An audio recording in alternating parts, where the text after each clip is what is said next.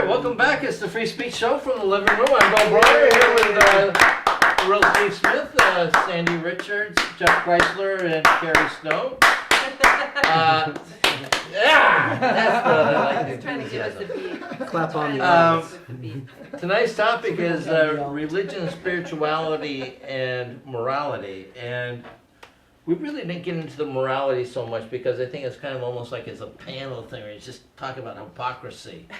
But when everyone wants to tell me about morality, or you wouldn't want your daughter to smoke marijuana, or you wouldn't want to have your daughter be a stripper or something like that, I always wonder, well, how much do you think a fair minimum wage is? That's what I want to come back with. Right, What do you think a minimum wage should be? And then you get an idea of where their moral compass is pointed. There you go. Usually it's pointed into their pocketbook. But morality and religion, and I know this is an issue that Sandy and I talk about, is do you need religion to have people be moral? Is that really something like, I mean, without growing up with the Ten Commandments, do we know, hey, don't kill? Are there examples of that?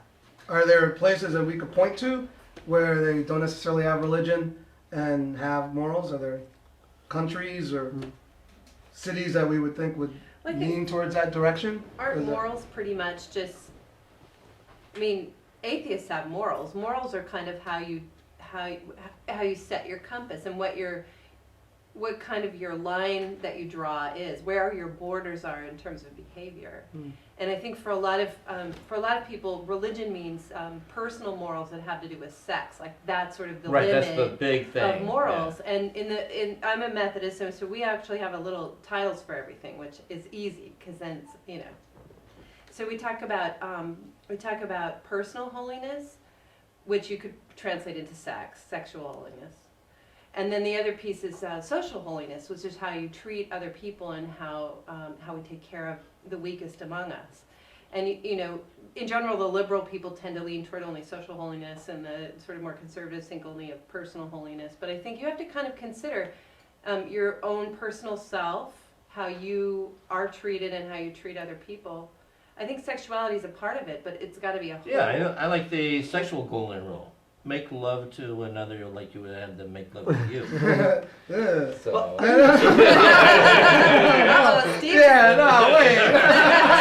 Spiritually make love to them that way. That's right, exactly. Well, for you and me, make love to me like I make love to you. Hands off, motherfucker. Exactly. I think it's interesting the distinction you drew between kind of personal and family, and you used the example of sexual, and you said, what would your daughter do it? I think that in this country, sometimes that is the distinction, that morality people can recognize as an individual family thing, but religion, they tend to think of more in community. I mean, there's obviously exceptions, but like a religious person is the person that pickets outside an abortion clinic. How they might treat their family isn't always... I don't want to make a broad brushstroke, but I think when people talk about it and just randomly ask, like an issue is moral when it's more about you and your family and sexuality and protection of those near you. There was a woman who worked at Carsey Werner back when I was in show business, and she was, born again in the worst sense of the word, because it was sort of an overreaction to her allowing her daughter to be abused by someone, and she just went, and she was always touching me inappropriately, and other women, when we would lean in for something, she was always kind of touching us. But then she asked me once in March what year it was on the Jewish calendar, like we were keeping time in a whole parallel universe. And I explained to her that some of us came to this country for freedom from religion. Oh, damn. Mm-hmm. Yeah, and that I enjoyed a good brisket a few times a year, but I wasn't, going to get crazy about it. So I'm horrified at what people do in the name of religion, in the name of even spirituality. Right. Well, see, and here we are. We're like the most self-righteous nation in the world, but we're the biggest warmongers. Or Israel is. We have a lot of people in prison in our own country. Right. right? Which Highest per capita. Bill was just saying a couple weeks ago. Yeah, it makes Russia look kind of freewheeling. China. Well, it's sanctity of life as long as they're not brown on top of the oil in our oil. Right. You know. Right. Yeah. Sanctity before they're born. Exactly. Well, I think though And I do before they want to commit a crime. say though that a lot of the religious people I hang around with are marching in the streets, but it's not for it's not past abortion clinics.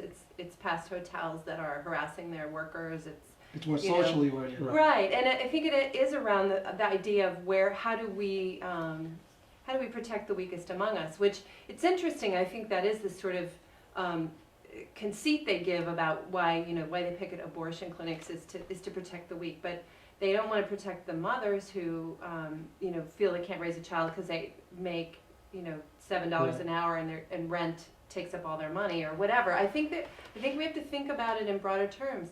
And for me, spirituality has become so, it's kind of like easy peasy lemon squeezy. You get your little book and you read it and you've watched it on Oprah and that's great. Now, magic is happening in my life because I'm spiritual. And I think what people Or it's don't like Madonna and the Kabbalah. Also, she's not even Jewish and she's Can I tell Kabbaling. my only Sure. in LA Kabbalah joke? I say that Kabbalah.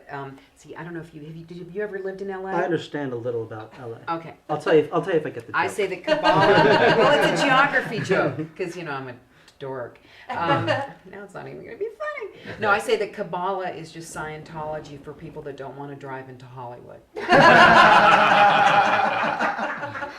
I got it and I thought it was good. Thank you. Well, I worry because you're from out of town. I would say a couple things is one, first of all, I hope I was clear. I wasn't brushing the broad stroke that all Of religious. course not. But I just want to bring it up because a lot of people do make that. And I think it's important. I think probably more people that are involved socially, that are religious, are involved good socially, if I can make that, than the outline. I mean, the extremes are always what get the attention. Right. And what's interesting about the way that you phrase it, it made me think about something I've thought of, which I feel like organized religion can be a jumping off point for one's own spirituality and morality. And that's kind of, I think, what I've done in my life. And, it's actually a debate that my wife and I are undergoing. Not debate, but, we're discussing because we're almost married a year, kids eventually. Like, do you raise your kids with the religious traditions? Both of us were raised religious. She's Catholic, I'm Jewish, but neither of us are very dogmatic Catholic or Jews, and we have our spirituality. So the question is, as a kid, like a blank canvas, if you will, do you give them this foundation that's been established through generations? Right. And at some point, when you can even mention it early on, but at some point make it clear, this is a tradition, but you're your own individual, and find your own way and ask questions and challenge it. Food and guilt are right in there with both traditions, so they come right together. So I think you're We got I got the food. You'll do the guilt. You might be a little problem with the honey baked ham, but And as soon as you go that route and tell them that it is a tradition, then you veered off the path from which you were raised.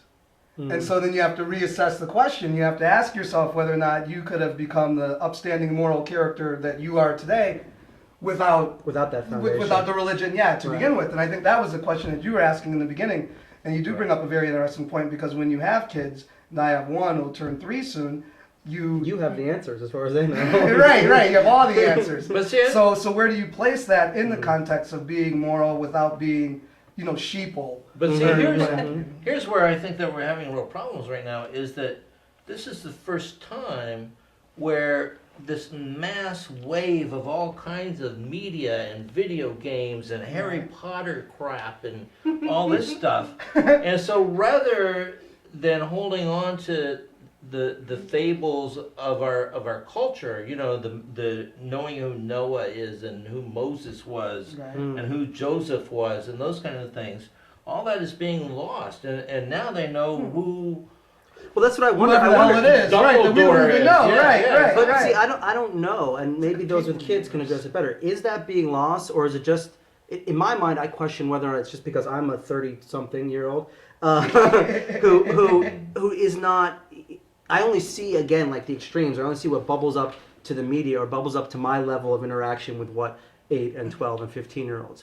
Do they still know the stories of Noah and the stories of Johnny Appleseed or whatever the great stories are? No, but it's they just know what they talk Spider-Man. about as other stuff. Well, honestly, Bill, Well, I I mean, grew I up. don't know if that's necessarily the case because there was, Spider-Man. you know, right, there's Spider-Man back in the day, and there was, who was it? What, 300 years ago there was Spider-Man? No, not 300 years, but say like the 20s and 30s. Flash Gordon. You know, there's always been But I'm saying, fantasy yeah, life but for kids, in a and mere usually those century. fantasy characters would have like the moral fortitude Compass. of the Right. religions itself, or the country, or whatever the culture at large was. Sandy was sort of going to use that say for, like, something the I need to reinforcement. Yeah, Bill. Oh yeah, Rev. I'm Say just it, saying Rev. it pays to. I just forgot what I was going to say. I said it was how we're about children. losing our- No, our I think what's stories. interesting to me is when the boomers really made that break and made it in such a reaction way to the kind of hyper morality, spirituality that was sort of layered on in the 40s and 50s. So I'm, way older than you. It's And still tougher I- on the East Coast. People don't know the stories of my age. People don't go to church. People stopped going to church in like 1968, pretty much. Right, no. Oh, that was a Except great in the year. South. Is that the summer? Right, right. Yeah. Summer 11? Well, but what's interesting is that, I mean, that is a key time, I think, when spirituality became a more accepted part of some culture, even if it was a subculture, whether it was, people call it drugs and music or whatever. There was a community, and a community is a form of spirituality, and knowing church how to is a form dance of like community. this. And we needed something. Humans need something. And in a way, it's an evolution, but to the next step, to think go it's from like- church to... What we're doing here is a kind of worship. And Did you just say that because of the shirt?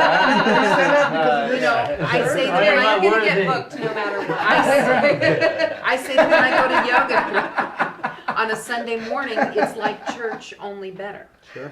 Yeah. Because I get a little sweaty too. There are some churches you can Yeah, I was go about to. to say. Yeah. I think that human beings, we need to feel connected to each other, and we need Exactly. to feel ourselves a part of something greater than our little selves. And the degree to which we can do that and help each other is great. My big thing about when people complain about organized religion, I mean, it's clear that a lot of dastardly deeds get done in the name of organized religion, but I guess I'll quit being a part of it one day after there's like atheists and agnostics, united to end world hunger. That day, that's the Right. day. I think some of us are joiners, and Well, That's what Bono's we do. trying to end world hunger. yeah, Bono isn't he Catholic? I I don't would- know. I would While say- wearing leather pants. I have Sunglasses too. I have found a very encouraging, now this is from my own perspective, a very encouraging what I'll call new strain of religion. Now again, this is only my shielded perspective growing up a conservative Jew, but in my, what I called earlier, my second life, when I was kind of exploring my own, I found churches essentially, and I wish I could know their names, some were within Judaism, some within Christianity, some on their own, that are places of worship and maybe have the tenets of Christianity or Judaism, but also encompass all these other elements of spirituality and questioning. And yeah, you sing the Shema, the traditional Jewish song, you say the prayers, but you sing it and you dance it, and that's it. The rules aren't steadfast rules. They are essentially, let's community, let's talk, let's sing. And even if it's not on that kind of level, it's creating church and community in a way that I think you're talking about. I think that is out there. Probably 95% of religion is positive and community. And they let It's- the women and the men sit together. Exactly. Which I And they don't, it's, Sounds like the Dave Matthews bit. it's when a church leader can say who to vote for, or a church leader can say what to do, and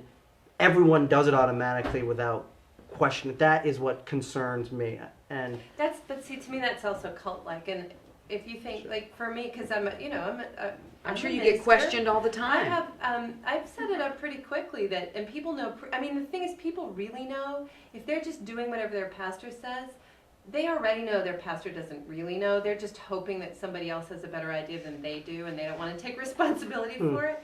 But they know I'm, screw things up, and I, am speeding on the freeway because I'm late. I mean, they know that. So if we're all there together, my specialized role is this, theirs is that.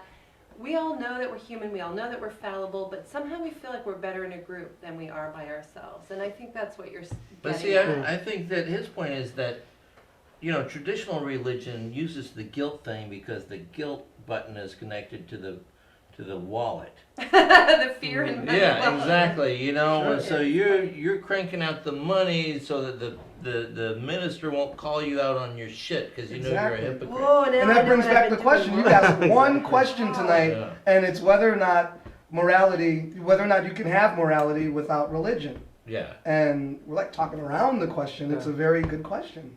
What are we think- gonna do? How are you gonna raise your kid? Of course you can have morality. You You know, know, that's- what? I think you can have it. Maybe I'm not sure if you can get there without knowing that there is religion. Once someone asked a minister, how do you teach your children morality? And she said, you don't teach them, you show them. All right. So by your example, and that's Fair the enough. only way it can be handed down. It's not about little incense sticks and, spinning around 3 times and, saying, what is, I don't know if there's any secret words you guys know. But, We have a lot of secret They words. just have safe words. That's all they have. That is religion. It's sadomasochism. And There you go. I think you Should've teach been your leather children cross. as the fact that, okay, maybe you shouldn't speed in the car with Woody. Going around Maybe the you curve. shouldn't, in yoga they tell us not to honk on the way to class because it doesn't matter if you're late. They'd rather have you there and not Right. have you have been not have been an asshole on the way to class. Right. I know my grammar was Because incorrect. you bring all that assholeness in with you. In- Well, and you class. never know if you Sure. honked at somebody who's coming to class. True. That can be uncomfortable too. Yeah, but it all stops once the car stops. That's my motto. Get out know, once you so- get out. Yeah, once you get out of the car, it's like, hey, how you doing? If you find, I find in my life, I have little rituals that are key to me as a way of like cleansing, like a break point between being angry in a car and going to yoga class. For me, like before I play pool, I have a certain thing I do with my hands and my arms, and before I go on stage, I have a certain like tic tac water ritual. That's which we'll get OCD, into. honey. I think I'm. You What about the flipping flock light of- switch and stuff too? What about the Exactly. flock of Asian girls that Wash keeps your following me hands. around? Is that? It may be OCD, but at least I tell myself part of the reason I do it is to make a break between things that are before something that's important, and maybe for the idea is before you go to yoga class, be in your yoga space so that the energy you have is that. Well, and they ask you to take what you learn and take it out in the community. And they're doing something at the end of this month for Habitat for Humanity. People are going to do yoga for 24 hours. And I said that I would have to be sedated. to do that. I might come in late at night and do some stand-up. We're gonna do comedy for 24 hours straight. Oh. Right here, screaming. And I said, and not just pills, it would have to be like a drip of some kind. Hey, we have to wrap this show up, and we have a tradition. Everybody gets like a final 30 seconds to summarize any thoughts that you or jokes that you left out of that you were planning to do. Can we use our notes for this? No. Sorry, Steve Smith. Any final thoughts? I think, if you're in Los Angeles, there's one God. It's the traffic God. Yeah. All right? And if you use your turn signal, yes, we all can just get along. The real Steve Smith. Google the real Steve Smith. No spaces. Well, I actually worship at the Alternative Church of Public Transportation, and there are plenty of gods in that. One on every bus. Yeah, I just really I think the question of authenticity and who you are and searching with your whole heart is really the way to go. And if you're willing to take as much criticism as you dish out, we might have a chance. That's nice. Reverend Sandy Richards. GodTalkCafe.com. I've got to look that up. We'll watch the video. Google. I guess what's interesting to me is on this Father's Day, I think I mentioned it briefly in my early thing. My dad is a physicist. He's a high energy physicist. And without getting all into it, one of the things I think that we didn't have time to discuss is that, where does science play a role? I mean, there's the debate about science and religion, and Right, from the right. administration's cutting off funding for science in the name of religion, etc.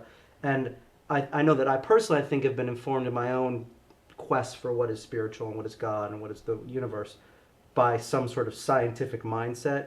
And I'm not saying there's an answer there, but I think that along with our morality, spirituality, and religion, education/science/knowledge is an important component. And thank you all. This was beautiful. Jeff Chrysler. JeffChrysler.com.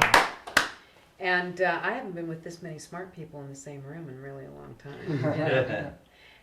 But Welcome to out of show business. Thank you. And I just want to say that, yes, I hope you're having a good Father's Day. You are the mother of all fathers. And I say that I'm trying to honor my father by being funny and wearing good shoes. So that's my goal. CarrieSnow.com. Carrie Snow. The one one hand. It's like the IP. You know, I went to a family reunion with my mom's side of the family, which is where all the Seventh-day Adventists were this past September. And every time one of my cousins or my aunts or uncles would get me alone, they would always check into my spirituality. And as I told them, there's like 3,000 religions on earth. What are the odds you've got the right one? You know what? I wouldn't go to Vegas on that kind of a promise, let alone make plans for heaven and give 10% of my income. So, Because I thought because of the It's a whole juice, Utah right? thing that there was. we're Mormon? Well, No. but the the Mormons make the Seventh Day Adventists look No, mainstream. Seventh-day Adventists are much more. You think they're more conservative? Oh wait, no caffeine, no dancing, no rock and roll, no Ooh. theaters, Wow. no movie. Yeah. Well, that's that old joke. The no seventh, pork, no shellfish. it makes me want to run out and have a BLT right now. Yeah. See, I Hey, mean, you know, after the yeah. show. Scallop. Go on The the pink. politics of no is very, very strong. I If you- I call them the American Taliban wow. because yeah, they really got the rules down. Good times. And you know what? Offerings are up. Seriously? Oh, they give a very high percentage of their income to the church, as do the Mormons, and the Mormons don't even pay their pastors. All right, well that's a little distraction. Tune in next week. It's gonna be It's fascinating. yeah. Put on your sunscreen. It's gonna be the This is for name. you, Yeah, Mitt Romney. it's our global warming show next week.